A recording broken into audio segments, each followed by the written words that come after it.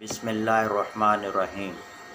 محترم جناب شوکت علی نجف صاحب کے کہنے پر اس ویڈیو کو ترتیب دے رہا ہوں۔ ہمارے یہاں ایک پھکی کا استعمال بہت زیادہ ہوتا ہے۔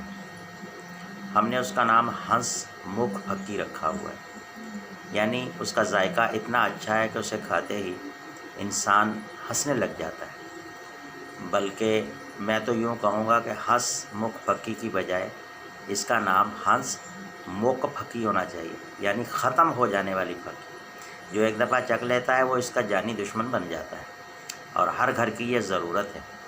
تو نسخہ اس کا یوں ہے: سونف، زیرہ سفید، انار دانہ اور دھنیا خشک، یہ 50-50 گرام ہے۔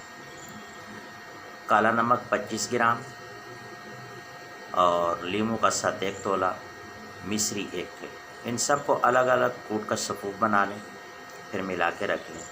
6 ماشا آدھی چمچ، 1 تولہ 1 چمچ کے بقدر دن میں 3 بار 4 بار حسب ضرورت استعمال کیا جا سکتا ہے۔ بہت اہم اور بہت ضرورت کی چیز ہے۔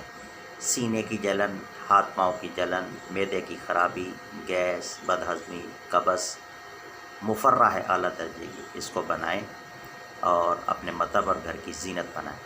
السلام علیکم۔